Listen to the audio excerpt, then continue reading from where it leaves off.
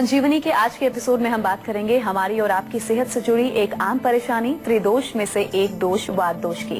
आज संजीवनी में डॉक्टर चौहान से हम जानेंगे कि क्या है वात और जब वात दोष बन जाता है तो कौन कौन सी बीमारियों का हमें सामना करना पड़ता है। और इसके साथ ही संजीवनी टिप्स में भी हम डॉक्टर साहब से जानेंगे कि खांसी के घरेलू उपचार कौन कौन से हैं। लेकिन आइए उससे पहले हम जान लेते हैं कि शरीर में वात के बैलेंस ना होने की वजह से कौन कौन सी बीमारियों से हमें दो चार होना पड़ता है।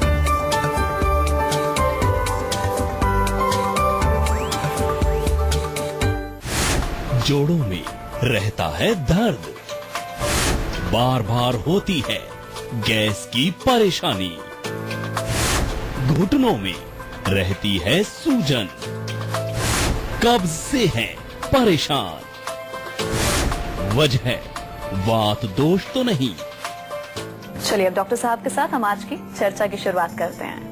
डॉक्टर साहब सबसे पहले दर्शकों को ये बताइए कि शरीर में वात पित्त कफ जी इन तीनों का जो बैलेंस है वो क्यों जरूरी है और आयुर्वेद में क्या कुछ कहा गया है। देखिए, वात पित्त और कफ ये तीन ऐसी शक्तियां हैं हमारे शरीर में जो शरीर के फंक्शन, नॉर्मल फंक्शंस को कंट्रोल करती हैं। बहुत सिंपल तरीके से समझ लीजिए, वात मेनली जो है वो मूवमेंट कराती है। कोई भी चीज हमारी बॉडी में जो ट्रांसपोर्टेशन चल रहा है एक जगह से दूसरी जगह, हमारी नर्व इम्पल्सेस चल रही हैं, भोजन चल रहा है, ब्लड सर्कुलेशन चल रहा है, वो काम वात का है। पित्त जो है रूप से पाचन का काम करता है, मेटाबॉलिज्म का काम कराता है। और कफ जो है वो सब चीजों को जोड़ने का काम करता है, चिपकाने का काम करता है। एक तरह से समझ लीजिए जैसे गोंद होता है वो सब चीज को चिपकाता है, तो ऐसे ही कफ हमारे शरीर में मौजूद है।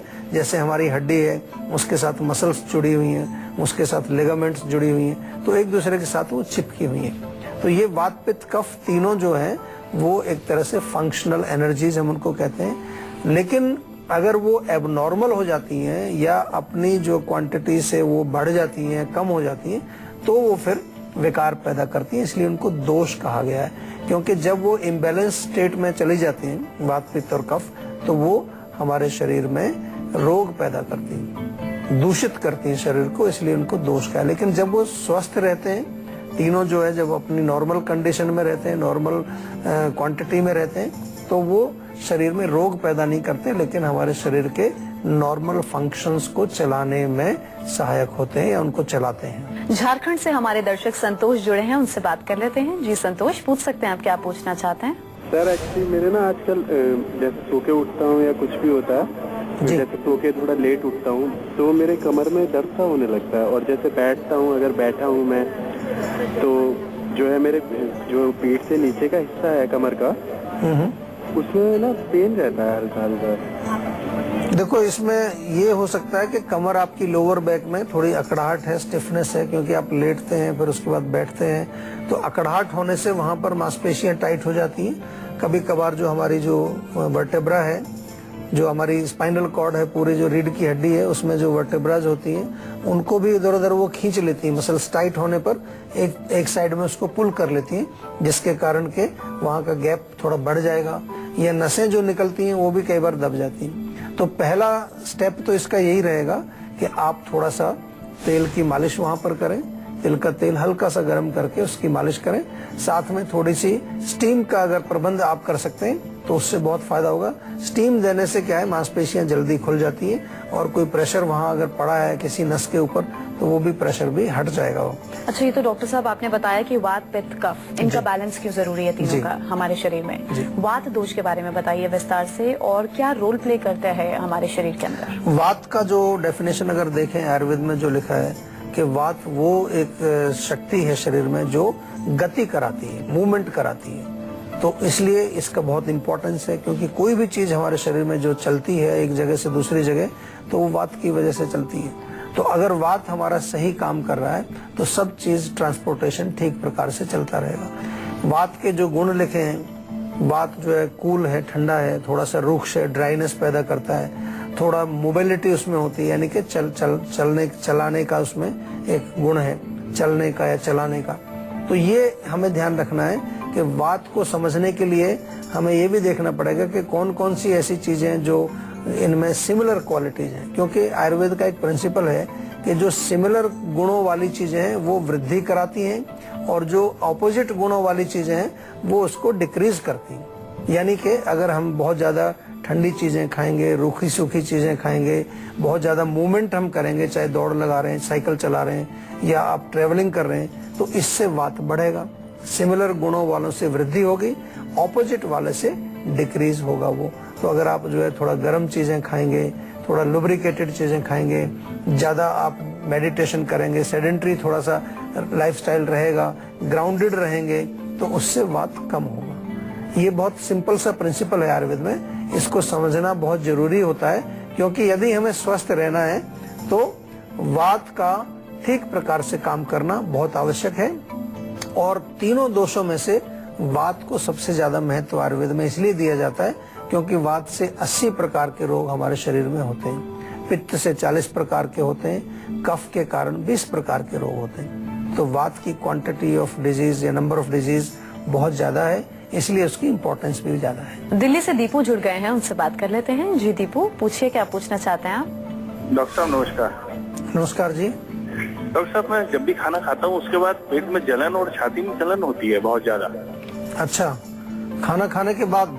जी, खाना खाने के बाद। देखिए, इसका मतलब ये है कि अंदर कहीं आपको इन्फ्लेमेशन, सूजन हो सकती है। कई बार छोटे छोटे जो है अल्सर भी बन जाते हैं। खाना खाने के बाद फिर दर्द होता है, जलन होती है। तो इसमें आपसे मैं निवेदन ये करूंगा कि खाना खाने से पहले कम से कम जो है 5 या 10 मिनट पहले एक अभिपत्तिकर चूर्ण हमारा आता है आयुर्वेद का, आसानी से मिल जाएगा, नहीं तो जीवा के क्लिनिक में भी मिल जाएगा, आपको फोन करके भी आप मंगा सकते हैं। तो वो 1 चम्मच आप जरूर ले लीजिए खाना खाने से पहले। दूसरा जो है, खाने के पश्चात दूसरी कुछ औषधियां आपको लेनी पड़ेंगी ताकि थोड़ा सा आपके बॉडी के आपके पेट के अंदर कोई सूजन है, वहां पर कोई जलन है या कोई जख्म बन गया है, तो उसकी हीलिंग के लिए भी कुछ विशेष औषधियां आपको आयुर्वेद में लेनी पड़ेंगी। लेकिन अभिपत्तिकर से आप शुरू करिए और चाय बिल्कुल बंद कर दीजिए, लाल मिर्च मत खाइए, अचार मत खाइए, कोई भी खट्टी चीज नहीं खानी।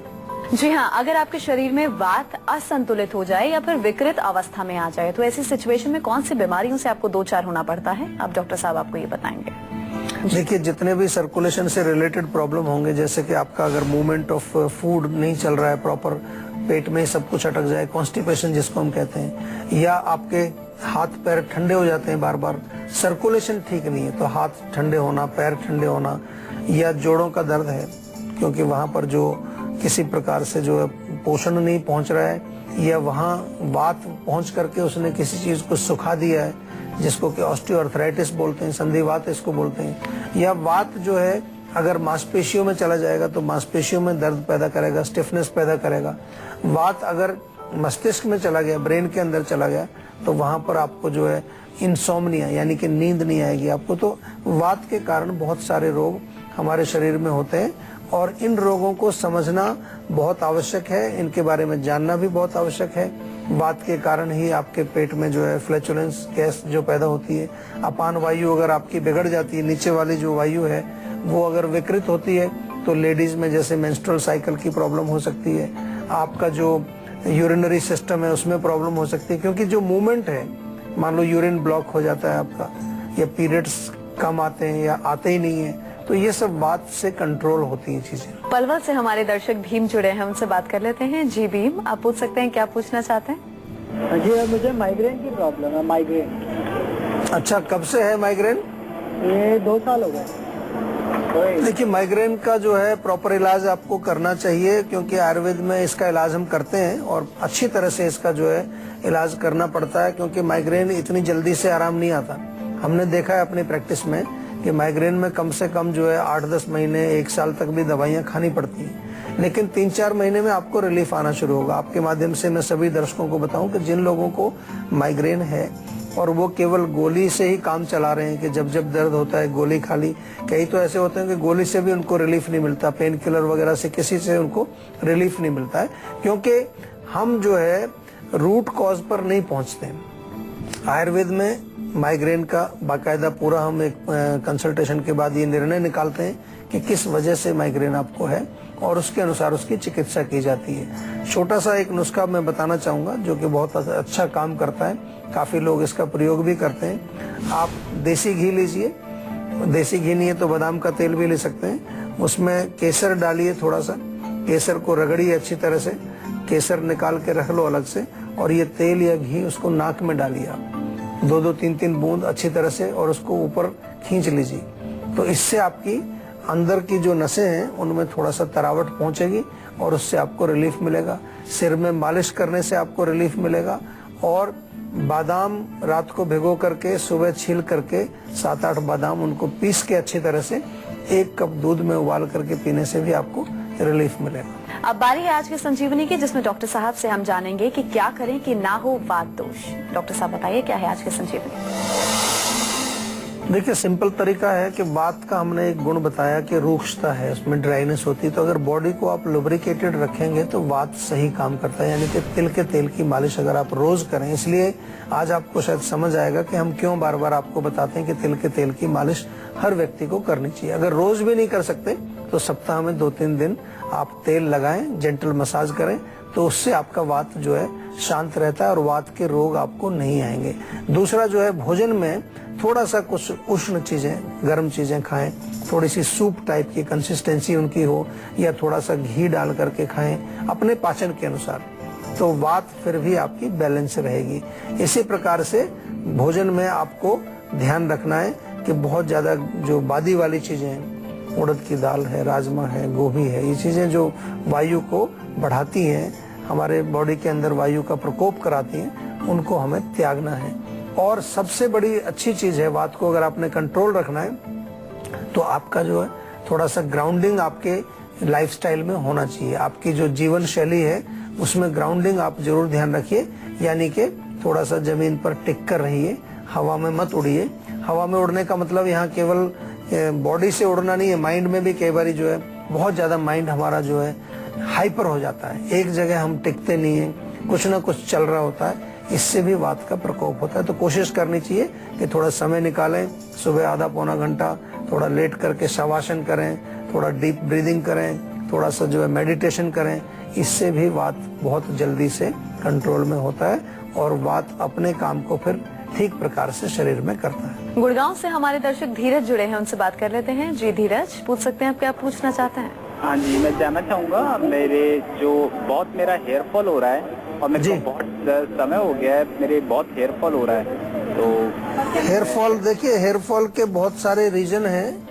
हेयर फॉल का इलाज अगर हम जब करते हैं तो सबसे पहले हमारे दिमाग में एक ही चीज आती है कि अगर हमारी बॉडी में पित्त की वृद्धि है, गर्मी ज्यादा है, तो उससे जो है हेयर फॉल जरूर उसका एक मूल कारण बनता है पित्त की वृद्धि। तो पित्त को कम करने के लिए गर्म चीजें ना खाएं, चाय, कॉफी, नॉनवेज, अंडा या कोई तंबाकू, अल्कोहल, इसका सेवन बिल्कुल बंद करना पड़ेगा आपको। बालों की केयर रेगुलर बहुत जरूरी है। जनरली होता क्या है कि हेयर केयर के मामले में हम थोड़ा सा कम ध्यान देते हैं। बॉडी की केयर करते हैं, चेहरे की केयर करते हैं, लेकिन बालों की केयर नहीं करते। बालों की केयर से क्या मतलब है कि बालों को नियमित रूप से ऑयलिंग करना, उनको अच्छी तरह से वॉश करना, क्लीन करना।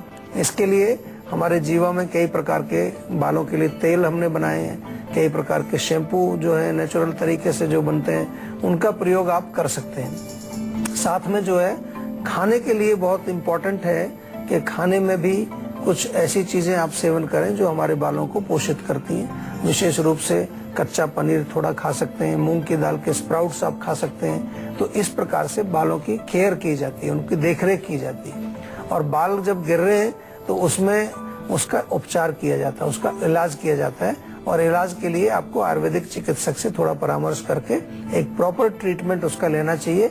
नियमित रूप से अच्छी तरह से इंस्ट्रक्शंस को फॉलो करके उसका इलाज करेंगे तो आपको डेफिनेटली आराम मिलेगा, कोई घबराने की जरूरत नहीं है। अच्छा डॉक्टर साहब, वात दोष से बचने के लिए कुछ सावधानियां भी हम बरत सकते हैं? ज्यादातर जैसे कि हमारे भोजन में अगर हम देखें तो बहुत ज्यादा ठंडी चीजें नहीं खानी चाहिए, बहुत ज्यादा रूखी सूखी क्रंची क्रिस्पी चीजों का आपको सेवन नहीं करना है। ट्रेवलिंग से बचना है, बहुत ज्यादा मूवमेंट से बचना है, फिजिकल मूवमेंट हो चाहे मेंटल मूवमेंट हो। और कोशिश ये करनी चाहिए कि जब भी आपको लगे कि शरीर में कहीं पर भी थोड़ा लक्षण दिखे कि वात बढ़ रहा है, उसको तुरंत जो है विरुद्ध उसके जो गुण हैं, जैसा कि हमने बोला कि जो गर्म चीजें हैं या थोड़ा सा जो लुब्रिकेटेड चीजें हैं, उनका सेवन करके उसको तुरंत ही बैलेंस कर देना चाहिए। क्योंकि अगर इनिशियल स्टेज में ही हम उसको बैलेंस कर देते हैं तो फिर वो रोग पैदा नहीं करेगी। अब बारी है संजीवनी टिप्स की, जिसमें डॉक्टर साहब आपको खांसी का घरेलू उपचार बताएंगे। जी डॉक्टर साहब। देखिए, खांसी बहुत कॉमन सी प्रॉब्लम है, आमतौर पर हो जाती है। कभी सूखी खांसी है यानी कि बलगम नहीं निकल रहा है, कभी गीली खांसी है, बलगम बहुत ज्यादा आता है। तो खांसी के बहुत सारे नुस्खे हम बार बार आपके अपने शो में भी बताते हैं, लेकिन आज विशेष रूप से कुछ चीजें आपको स्पेसिफिक मैं बता रहा हूँ, इनका प्रयोग करेंगे तो आपको खांसी जो है नहीं होगी और खांसी आपकी ठीक होगी। अगर खांसी आपको होती है किसी भी तरह की हो, सूखी हो, गीली हो, तो सौंठ और काली मिर्च और मुलेठी, 3 चीजें बराबर बराबर मात्रा में लेके एक मिक्सचर बना लीजिए। सौंठ, काली मिर्च, मुलेठी, इनको मिला करके जो मिक्सचर बनेगा, इसमें से 1-1 चम्मच सुबह शाम शहद में मिला करके भी ले सकते हैं और गुनगुने पानी के साथ भी इसको आप सेवन कर सकते हो। दूसरा जो है, ताजा अदरक का रस निकालिए और बराबर मात्रा में शहद मिला करके उसको सेवन करना है आपने। 1 चम्मच अदरक का रस, 1 चम्मच शहद मिला करके एक जो इसको खांसी है उसको दे सकते हैं। बच्चे हैं तो थोड़ी मात्रा देंगे उनको। हल्दी का प्रयोग भी आप कर सकते हैं। हल्दी थोड़ी सी, कोई 1/4 चम्मच हल्दी शहद में मिला के चाटिए, उससे आपकी खांसी में आराम आता है। या हल्दी को पानी में उबाल करके और थोड़ा सा नमक डाल करके उससे गरारे करने से गला भी ठीक होता है आपका और खांसी भी आराम आपको मिलेगी। उसके साथ साथ हल्दी वाला दूध भी बहुत अच्छा काम करता है। अमरूद का पेड़ अगर कोई है तो अमरूद के पत्ते 4-5 लें, उनको कूट करके उसको उबाल करके काढ़ा बना लें, यानी कि 1 गिलास पानी को उबालें, 1/4 जब रह जाए उसको छान लें, उससे गरारे करने से भी आपकी खांसी ठीक होती है। बहुत सारे नुस्खे हैं खांसी के लिए, इनका प्रयोग करेंगे आप तो आपको बहुत लाभ मिलेगा और आपके जो रोगों से लड़ने की जो शक्ति है, इम्यूनिटी पावर भी आपकी बढ़ेगी। चलिए, बहुत बहुत शुक्रिया डॉक्टर साहब इस खास जानकारी के लिए। Thank you.